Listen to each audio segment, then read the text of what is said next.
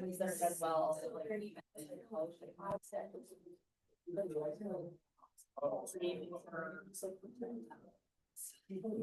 but no, it's a really good show. It's really sweet. I'm excited to get, but it's if you live in Ireland or but it's very interesting. It's hard to find them, but it's always good. Yeah, well, we've had a big debate this weekend whether we see the subbed version or the dubbed version, because they're both options. I was all like, I think with two 11-year-olds, the subbed version or the dubbed version might be better. Yeah. But it's only playing it like one time a day versus the other one is playing a bunch. I don't. Decisions. Right. I'm like, I just want to go see The Conjuring, but like instead, did you see it? Was it good? Yes. Okay. I haven't seen it yet, but like I know that at the end they bring a bunch of people back. I'm excited for that. It was freaked out. Okay. I think it's like the best one out of like. Ooh, like, okay. Right on. Yeah, I think you'll really like it. We watched the other 3 over the weekend to get caught up and ready. Yes. So I'm excited. I think we're gonna try and go next weekend. But yeah. Did you stay all the way? I heard there was like something at the very, very, very, very end of the credits. Yeah, I know. There's a lot of TikTok in my house and like they were saying that like at the very end, like after everything, there's something, but I don't know what. Yeah. I know they always do the photos and like the real footage in the credits, but apparently at the very end. I don't know. Yeah. Like Marvel. They have like the. Right. I'm not missing anything. Oh, I'm sad. Well, when we go, I'll let you know if because sometimes it's like nothing, you know, it's like a little picture and that's it. Like, It's supposed to be like the last. it's supposed to be. Yeah, no, Mm. maybe it's just supposed to like their fifth. Mm. But yeah. They're talking about making one more Nun movie to kind of bridge the gap with like the Maurice guy, but other than that, like this was their last, which is sad. I'm attached to them. Yeah. Oh, I guess I should stop talking about scary movies, but. Yeah.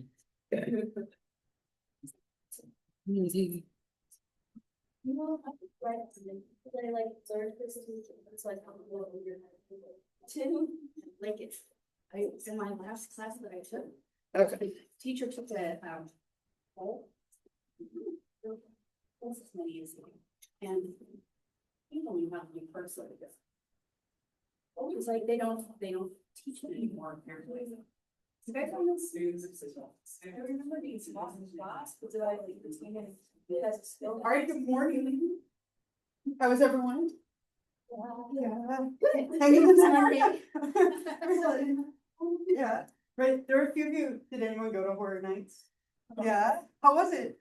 It was good. It was long. I went on Saturday and it was sold out. Yeah, I saw that. Yeah, but it was. We were looking at there were like all these TikToks about like 180, 240 minutes for the movie. Yeah. Like, oh my gosh. It was a lot, but towards the end of the night, like I guess like the niche viewers were very like low weight. Oh, okay. So you kind of get to like the terrifying Five Nights at Freddy's. Yeah. Okay. Yeah, even sold out. That's good to know, right? I think just being there is fun, right? The 21st. I'm counting down.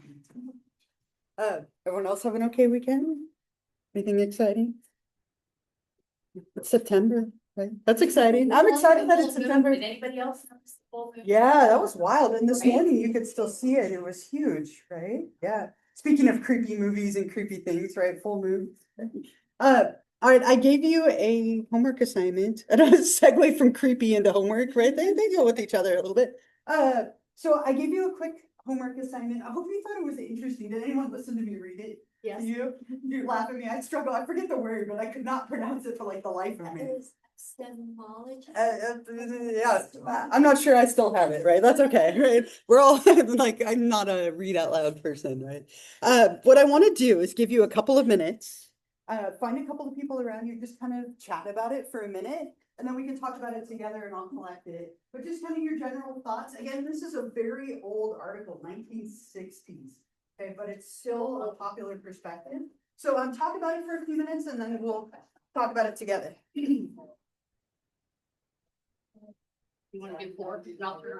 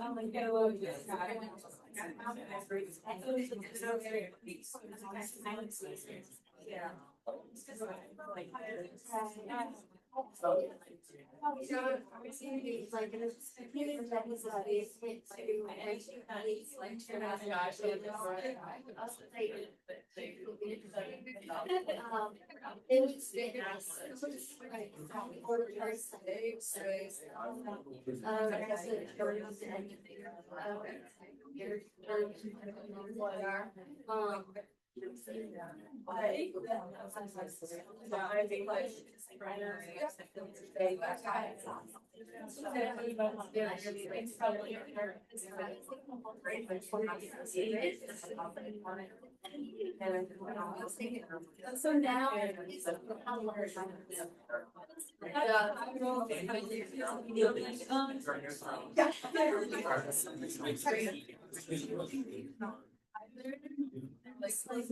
sleep. I slow monitor myself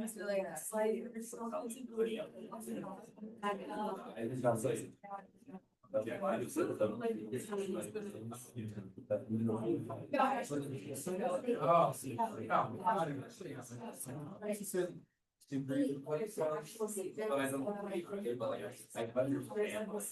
slide I think there definitely is like, it like there's a lot of like things that work with the festival of just like how that's changed today and how like now we got. So.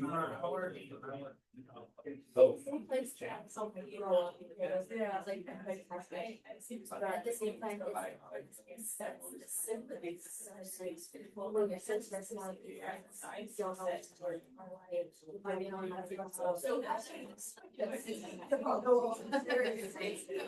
my turn. I don't know. Going into. Not just how my wife broke down. Yeah. Oh. I think it's kind of like, there's certain situations where it's like, that makes sense what it's like. Like, there's a lot of stuff. Like, I mean, it's like, you don't, like, I mean, yeah, it's like, no.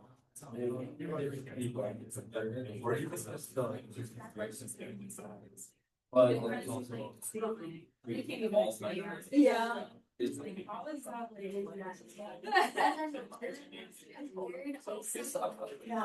Take like one more minute, let's talk together, one more minute. It's like, well, you know, don't deny me, it's not their money, so, like. It's like. You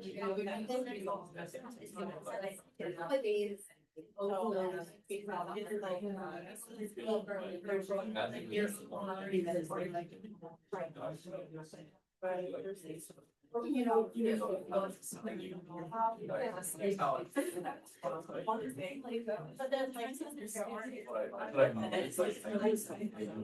but then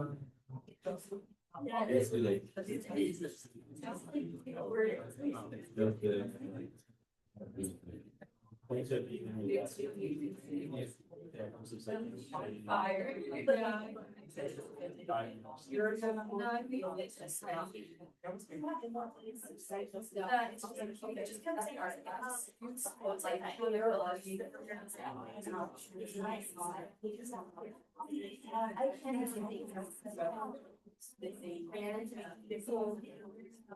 All right, let's talk about it together just for a minute and then I'll collect it from you. So? I forgot to. So, as I mentioned, this isn't like a popular perspective. It's a polar opposite perspective to like the mainstream. but I think it's important to be aware of it. Anyone have any kind of general thoughts? I mean, agree, disagree? What do you think? I know you had a chance to talk about it together, but any thoughts before I collect it from you? Oh, yeah. That's in terms of like, I agree, parts and I disagree, but I agree that you correctly one of the things over medicalizing human suffering to eccentricity. Diagnosis can be used to enforce social conformity and allow the fatal feedback to struggle solely to illness. His emphasis on the subjective value of the diagnosis when it's but then the part that disagree in is his argument is weakened by ignoring the biological components of your conditions like schizophrenia and depression, which have well-established genetic correlations, and the modern biopsychosocial model of technologies, mechanisms, intelligence, and biology, psychology, and social context, refuting what he said. Yeah, right. We've learned a lot since he wrote this in 1961, right? But again, he came out, I think it was like 8 years ago, and he felt the same way, despite a lot of the things that we've learned. It is a big problem to ignore a lot of the stuff that we've learned biologically, biopsychosocial, like all those different three pieces to it, right? Like he's ignoring that. Anybody else? Like other thoughts? Agree, disagree with any of it? Comments? Yeah. Kind of in response to the last question about how like a diagnosis creates stigma, yeah, absolutely. Yeah, but I think that's more reflective of like our problems within society and kind of increase about mental illness rather than like the diagnosis itself actually being. Yeah, yeah, and it does create a lot of stigma, right? A label, and we talked a little bit about that last time, really quickly too. And I don't always do this, but I think it's kind of like leading into what you just did. In your groups, I want you really quickly, speaking of labels, right, and how they create stigma, I want you to come up with, just write them down on one of the pieces of paper you're turning in. It doesn't matter who has it, but as many slang terms or phrases as you can come up with for how we refer to people who have a mental illness, like they're crazy or they're psycho. Right, there's a ton of them, right? Come up with, just in your group, I'll give you like 2 minutes. Come up with as many of them as you can and write them down so you remember to share. I think those are good. Crazy psycho. Done. Crazy psycho. Done.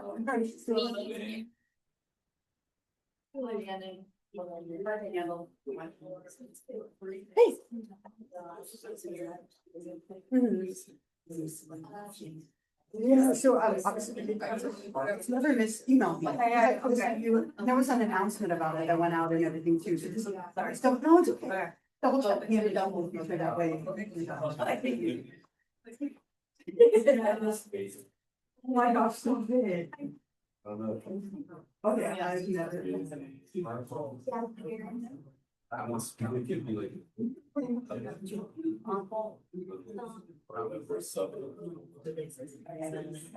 It's like.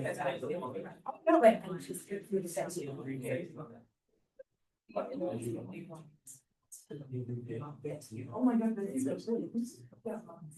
so big. They're not readily available. Tip it off the top. Similar, but.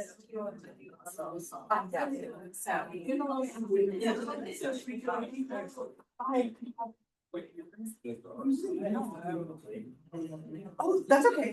Something on there, yeah, yeah. And if for some reason I didn't say it very good. Okay. Oh, no, I can, the other way is fine. A candy apple from Disneyland. Feel very spoiled. Yeah.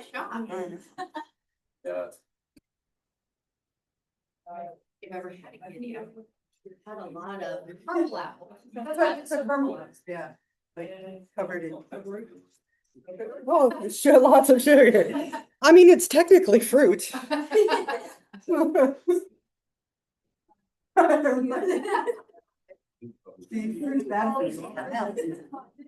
yeah, it's all because that I do it. Right. That's what I was thinking. I was like, did I write down my name? All right, what did you come up with? I have a whole list, but let's hear, what are some of the things that you that you came up with. Anyone want to share one? There's a ton. What do we got? Slang for having a mental illness. I said crazy, psycho. What else? Yeah. Loony, right? Okay. What else? We've got to have some. I know it's Monday morning. I'm sorry. Right. What else? I just got a candy apple from a professor. Like, I feel so special today. Right. Yeah. We said like weird, Weird, weirdo. Okay. Anything else? What else did you write down? I have a ton, but I don't want to steal yours. Yeah. Freak. Freak. Okay. Bananas. One I hear all the time. Right. Yeah. The one I heard is bed. Okay. I mean, I especially if it's still. Right. Right. Oh, maybe they're just bed. Yeah. Yeah. I hear that one a lot right now. Yeah. Not all there. Not all there. Right. That's another really common one. Was that it? No. Okay. You're like, no. Just yeah. I have to say, of all those things that we've thrown out, I don't think that they correlate with diagnosis or correlate with necessarily mental illness in any way, shape, or form. It's usually just when you're doing something that is non-conforming, which is to Perceived his as off. point. Right. Like kind of perceived as being off. Like the. So it's in. Yes, so that was my point, and I think that. Back to his point, it's really about how you take the information. If you get a diagnosis and you go, oh, so these are what this diagnosis is, how can I address it in a productive way? Yeah. Versus shutting down. So I think really that's the issue that needs to be addressed. It's not the defining, be it illness or traits or whatever wordsmithing Sure. way you want to do it. It's how you then pivot and deal with it or shut down. And I think somebody with zero mental illness has probably been called all those things, or at least in my childhood experiences, you know, I don't have any diagnosable, but I think I've been called all those things at one point in my life, Right, you know? right. Anytime somebody acts really like atypically, we tend to use these like terms, right? We might assume something bigger, or it might just be that we kind of put that out there. And I think the way that you react to a diagnosis is important, right? Because sometimes there's It's the something, whole thing. yeah, there's something very freeing at times about knowing what you have, because now you know what to work on and how to get better.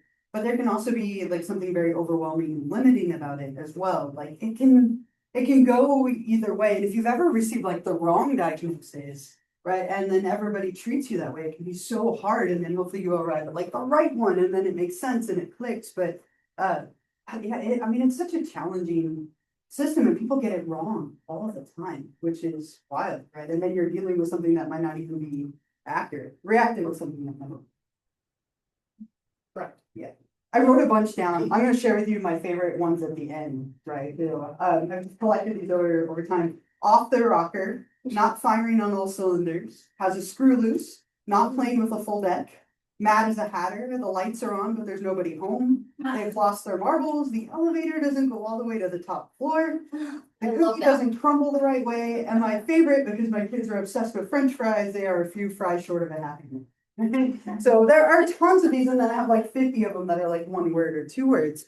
But we tend to do a lot of labeling in our culture. And again, there's like so mixed. It can be helpful, but it can also be really, really harmful. Okay, so if you want to make sure your names are on those, go ahead and pass them up. We have one more slide, and then we get to anxiety disorders today. I feel strange to be so excited about anxiety disorders, but I'm ready. We're so close.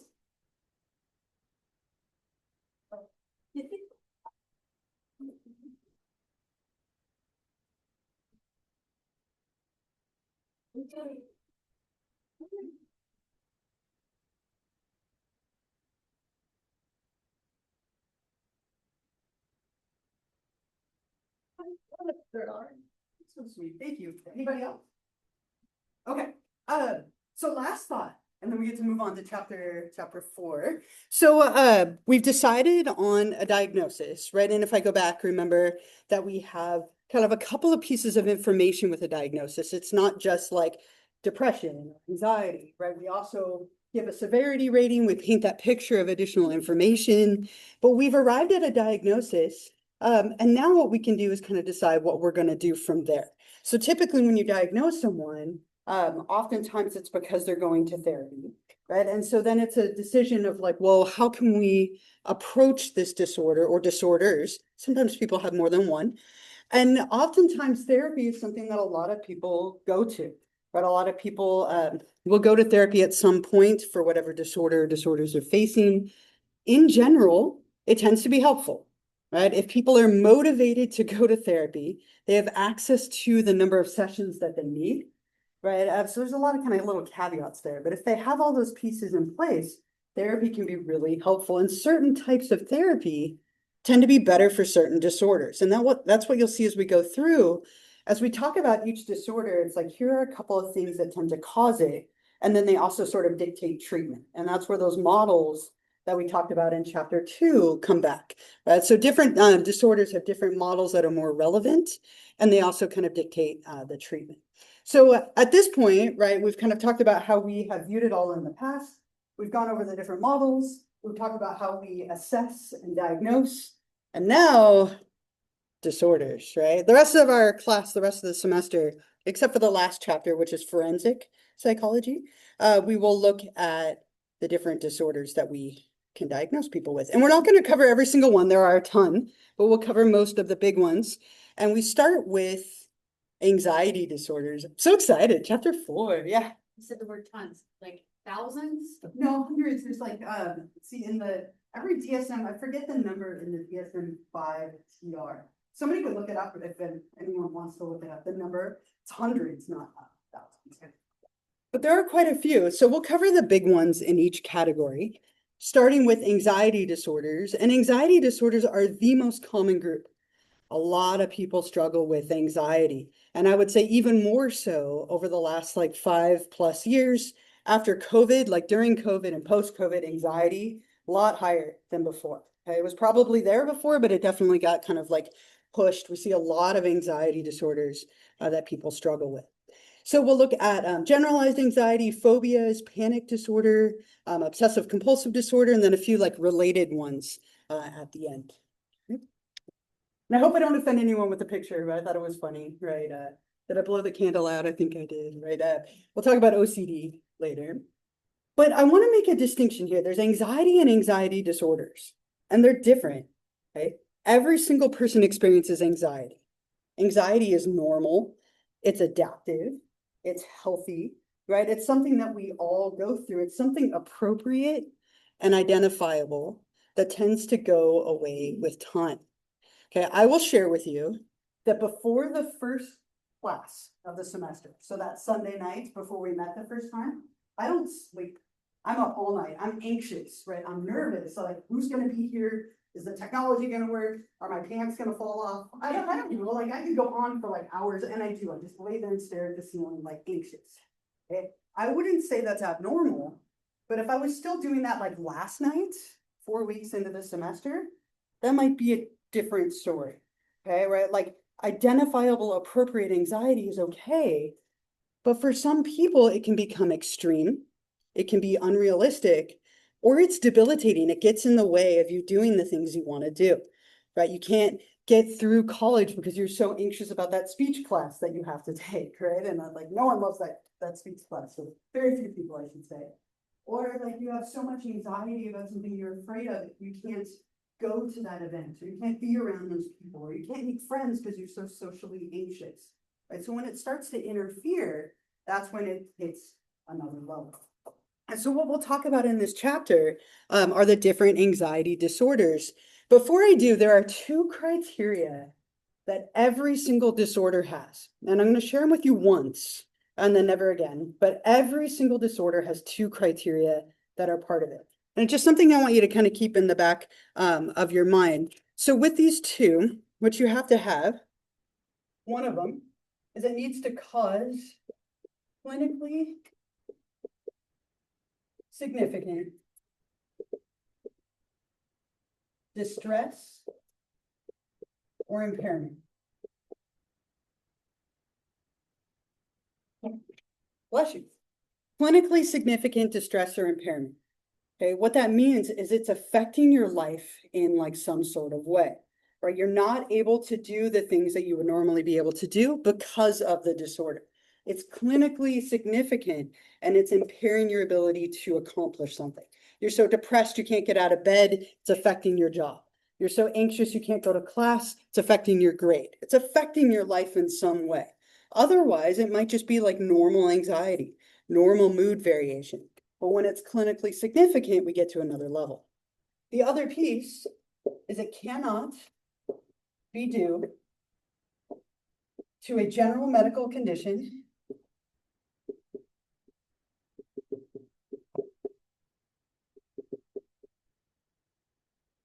or the use of a substance.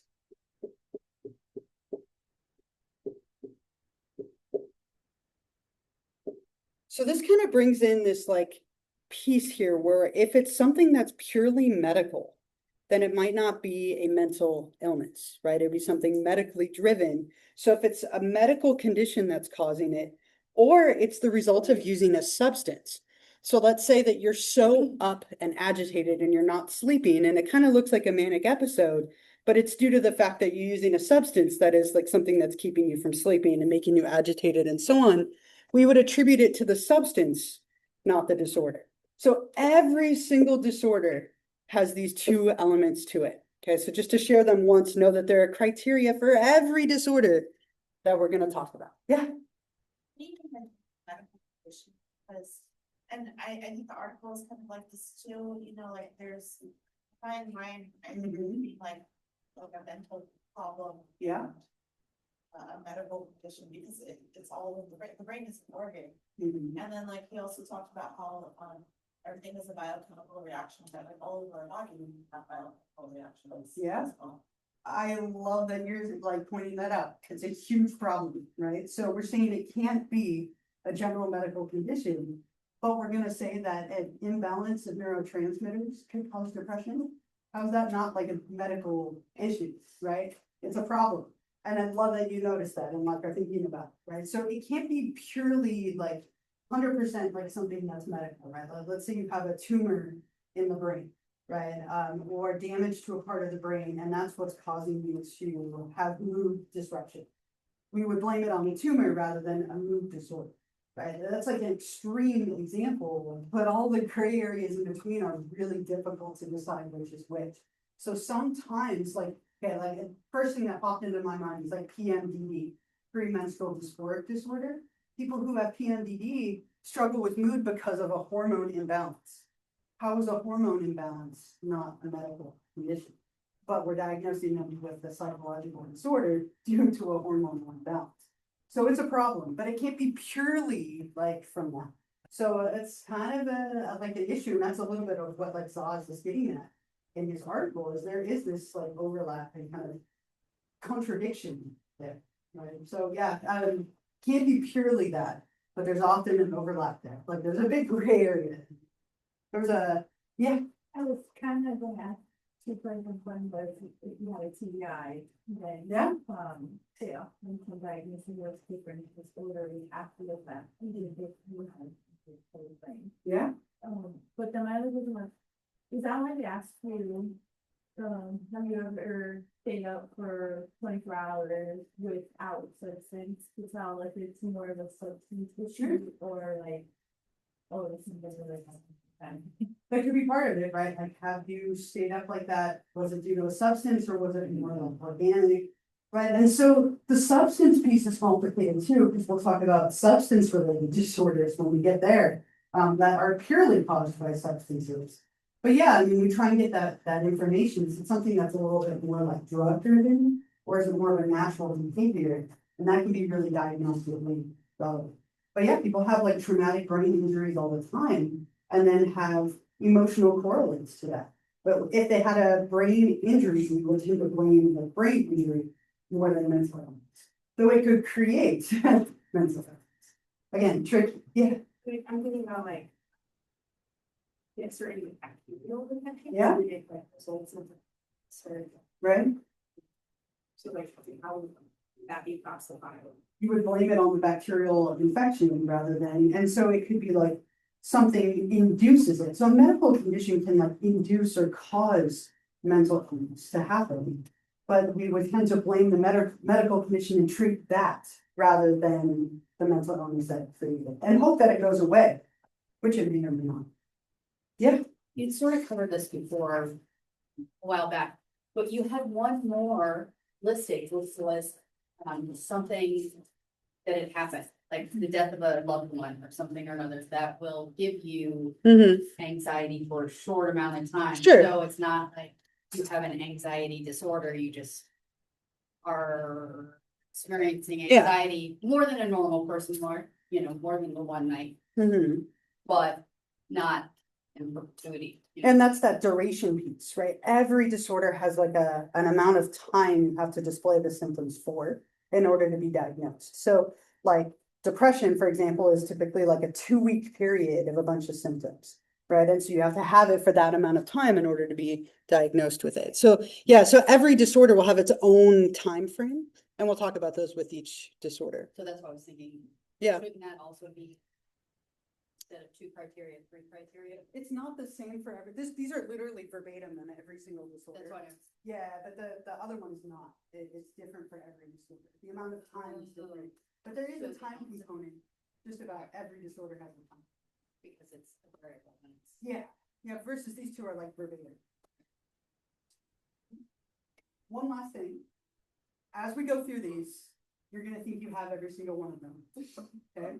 It's a psychology student phenomenon. You're gonna go home today and be like, oh no, I have 4 disorders. By next week, it'll be 6 and then 9. By the end of the semester, I have them all, right? Really normal to think that you have them as we go through them. I just want to put that out there into the world that as we talk about them, you're gonna be like, uh-oh, right? And that's okay, right? Maybe, and maybe you do, right? We all have a little bit of every single disorder. Okay, but it has to cause a clinically significant distress and impairment. It has to affect your life, right? If it's not affecting your life drastically, then you're probably in that normal realm of like continuum of it. Or if it sounds a lot like you, look it up, do some more research, it could be, right? But you do not have every single one, I promise you. Maybe 1 or 2, but not more than that, right? So pick your 1 or 2, right? Pick your favorite ones as we go, right? But just something to mention, it's a very common psychology student phenomenon to think you have every disorder that we talk about. And I promise you, you don't, right? I promise. So first one, generalized anxiety disorder is our first one that we'll talk about, or GAD. With this one, someone has a lot of like general anxiety. It's not attached to any one specific thing. It's everything and nothing at the same time. You're anxious about everything and nothing. Right? And it's not attached to any like one particular object or circumstance. It's kind of across everything. Oftentimes we would call this person like neurotic. Like they're just always anxious, always on edge, always being set off, always worried about everything. Right? And it's a very like common disorder. You lay there at night worrying that the ceiling will fall on your head. You're sitting here now, am I going to run out of ink? Is the power going to go out? Is this going to happen? Is that going to happen? You're just constantly worrying about everything. And again, a little of that is normal, but if it's causing you so much anxiety that you can't pay attention, can't be present, right? That's when it kind of goes from normal to something more. It often makes people really like restless and on edge, kind of cranky. It can cause muscle aches and soreness because you're tense all the time, right? It has a lot of like physical outcomes that it causes because you're constantly anxious and on edge. Yeah. No, it just tends to mean somebody who can't control their anxiety or emotion, right? And psychotic is somebody who's out of contact with reality. So they're more like common terms, not a medical like term, if that makes sense. I have a great example of this and we could talk more about it. But if you've seen the series of unfortunate events, the Aunt Josephine character is the name, right? It's something across everything. It's very generalized. You have to have it for at least 6 months. That's that duration piece. For this one, it's 6 months. And you have stuff like being on edge and restless, a lot of concern and irritability. And as I said, muscle aches and fatigue. It just makes it really hard for you to function, makes it hard for you to sleep because you have so much anxiety. And again, the key is that it's across everything. It's not specific to one event. It's just kind of everything makes you anxious. And it's this running dialogue in your head of all the things that could go wrong, kind of like she has in that clip. I think it's a great example. Let me go to the next one here. No, I had this, I thought it was funny, right? That's not a sin either. My goodness, you must have worried yourself to death. Again, just constant worrying. There's a lot of worrying that goes with this, hence the name, but it's very linked to like the cognitive perspective, the cognitive model that we talked about. People who have this disorder have kind of thinking or worrying patterns that are often like irrational. They have irrational assumptions about the world, inaccurate and inappropriate beliefs. So let's challenge each one of them. That would be a big part of therapy. We're going to take each assumption and work through it. Okay, if your pencil did run out of lead right now, what would you do? What's the worst that would happen? Right? Like you grab another one. If you don't have one, you could ask the person next to you, right? Like kind of working through each thing one at a time, and new ones are going to pop up, but you keep working through them. And then you learn to like check the facts, challenge the assumptions, right? And you do that with every single thing that pops up until you slowly start to change your reaction to how you view things and how you worry. This is a very common approach within a type of therapy called rational emotive therapy. And I love that he's smiling. He's so like antagonistic as a therapist, but he looks like friendly here. I'm like, don't be fooled. He's actually kind of like harsh. Like he would totally be like, that's a stupid idea. Why are you worrying about it? Like that's kind of like the tone he would have. But Albert Ellis, really well known here for challenging those irrational assumptions. Let's literally almost make fun of it to get rid of it. That was kind of the way that he would approach things.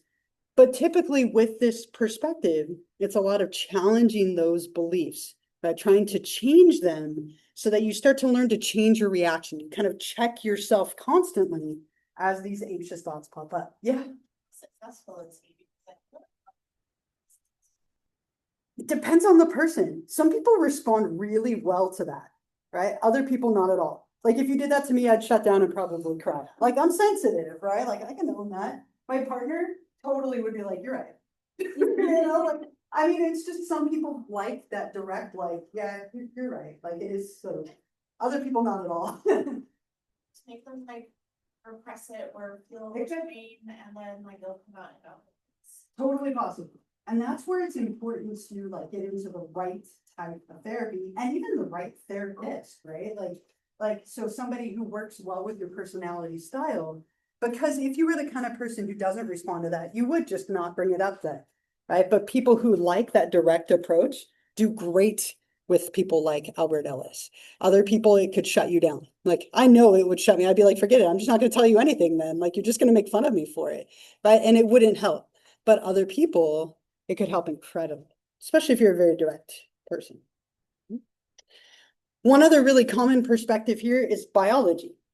So people who have generalized anxiety often really struggle with low levels of GABA. GABA is a neurotransmitter that plays a big role in anxiety, right? It can influence things like depression as well, but anxiety, it's a really, really big one. People can inherit a genetic tendency to be anxious. They can also have low levels of GABA, which can cause them to experience anxiety.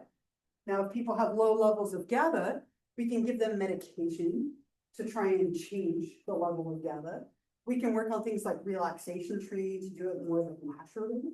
But things like Valium and Xanax are really commonly used for people who have generalized anxiety disorder, or even panic attacks, which we'll talk about later. They can be used for that too. But Valium and Xanax tend to calm you down, and they work on GABA specifically. They increase the amount of it to thereby calm you down. Little pet peeve of mine, you see this all the time in film. You ever see somebody pop a Xanax and then they're better like 3 seconds later? Take about 20 minutes, 20 to 25 minutes to work. So if somebody puts a Xanax in their mouth and they feel better, that's like the placebo effect, the expectancy that it's going to help them, which is powerful. But these can take about 20 minutes or so to kick in and work. And people can become very addicted to them because they make them sleepy, they help them sleep, and they help them calm down pretty quickly. All right. Any other like questions, thoughts, comments about generalized anxiety? Yeah. Stories. About how quickly you can work on the what I hear is how frequently we could use it to misinterpret for younger generations, how it actually works and not how it goes with them. Because nowadays it's very, not that I try to get it or anything, but doctors don't prescribe it as quick as they used to. Before it was just hand out prescription and there you got it. And now they're like, oh, everybody's getting addicted to it. Let's just cut it all back. So it's really hard to feel like it's generational where it's like people, younger generations just think, oh, just not pill and I'll get better. Yeah, right, and it's been portrayed that way a lot, in the media, right, people have used this a lot as well with alcohol, right, it can make it very complicated, because see Bridesmaids, right, like she's anxious on the plane, and so I think Ellen probably gives her like a Xanax or a Valium, she drinks it with alcohol and then she's hallucinating, no idea where she's at, like, they're very commonly like abused drugs, and generationally, they used to be prescribed like so simply, like very readily prescribed, and not anymore, right? Now we tend to work on more like relaxation training and other like more natural ways of doing it, but they are still prescribed, especially for like procedures. Like when people have a procedure of some kind, we might give you a couple of them, but that's it, right? Because they're very addictive. People become addicted to them very, very quickly. All right, getting a little more specific, talk about phobias, but first fear. Just like anxiety and anxiety disorders, fear is normal, adaptive, right? It's something that can be very protective. Fear is our physiological and emotional response to a threat. Okay, there are a lot of things out there that are dangerous that we should be afraid of. Okay, this is the best time of year to be talking about fear. You're talking about Halloween Horror Nights and Conjuring movies and like everything's scary, right? Fear can be fun in a controlled way. But when you have something that you're scared of, it's not very fun, right? If you're afraid of spiders and you see a big spider, it's not so great, right? If you're afraid of heights, you're going to avoid anything tall, right? Like, but there's so many things that you can have fears of. Fear is normal and adaptive, but it can become extreme and unrealistic. And in that case, we call it a phobia. So when something goes beyond like a normal adaptive fear, and it becomes an intense paralyzing fear of something excessive and unreasonable, it is now a phobia. And there are so many phobias. There's literally like a phobia of everything. You can even have like a fear of fear itself, right? Like literally phobias for everything. There's a huge list in your book, and like you can look at any of them up online, I'm sure, as well. But there are very common phobias. People tend to struggle with certain ones that come up a lot because they're rooted in something actual, something that could actually be dangerous. I, for example, am terrified of spiders. I have arachnophobia. Anyone else with me on the spider phobia? Oh, look, over here, right? So all of you have to kill the spiders in the room, right?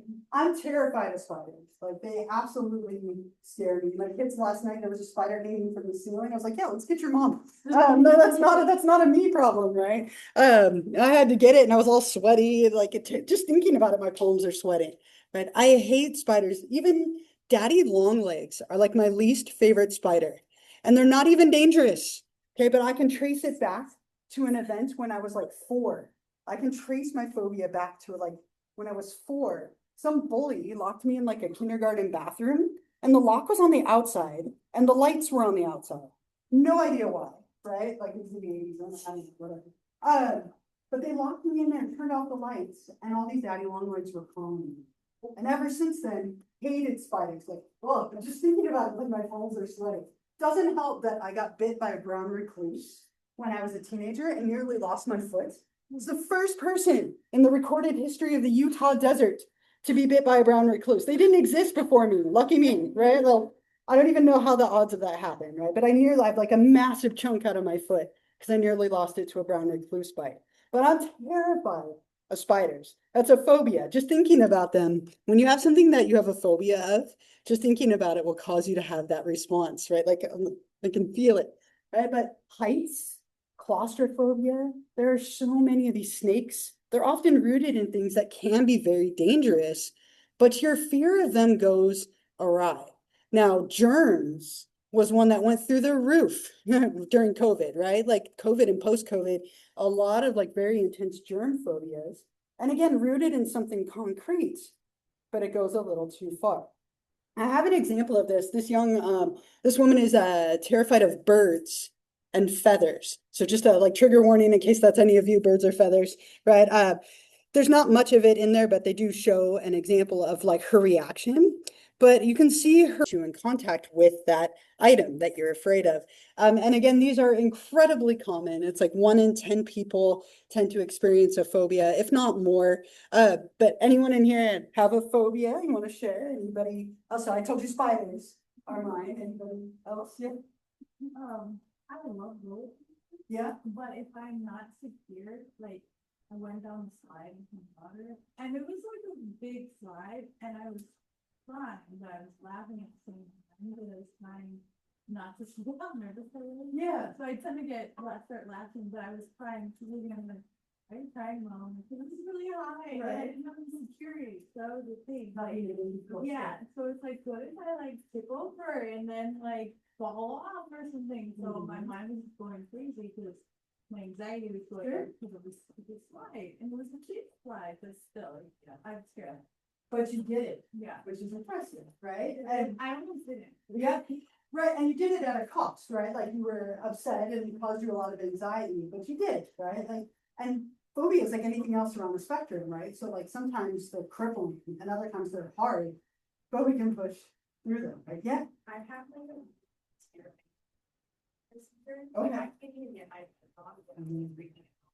But when I got my wisdom, I was so scared because they got one small surgery that I had to reschedule the appointment like 3 times, and they had to prescribe like Xanax before the appointment because I had to leave office. yeah, The first time I was like,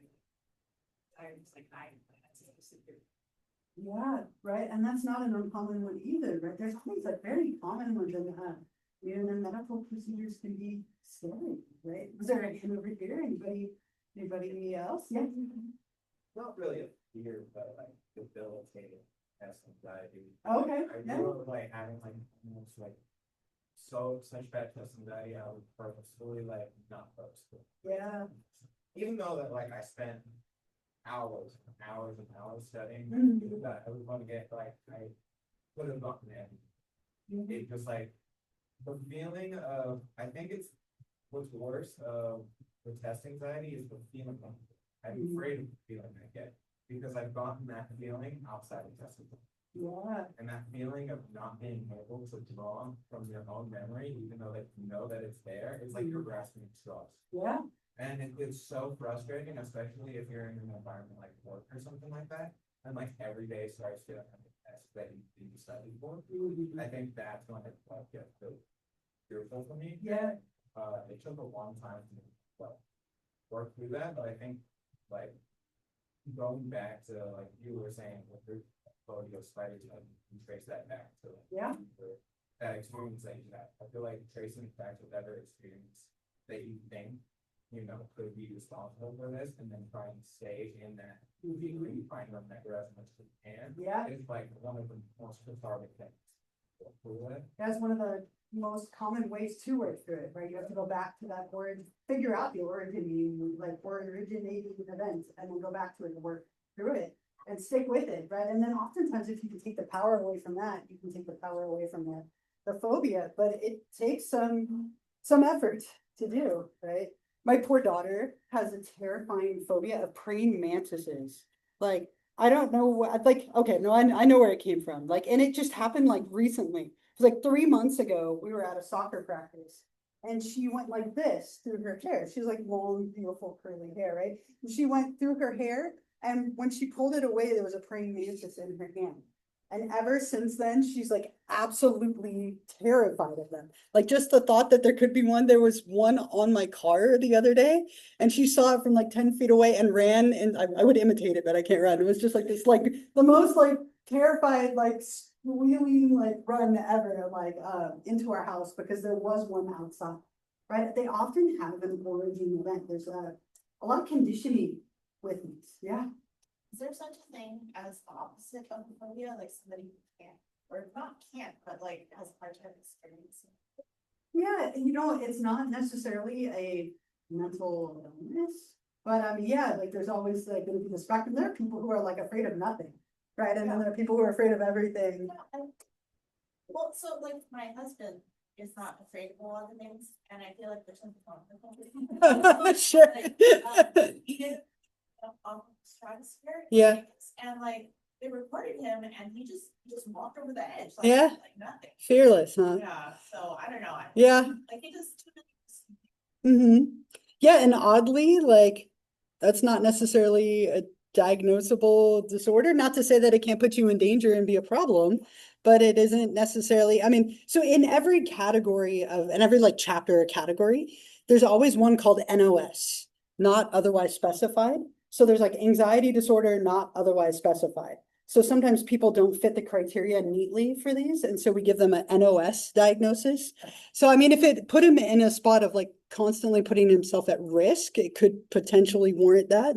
But it doesn't tend to be as problematic as this side, interestingly. Yeah.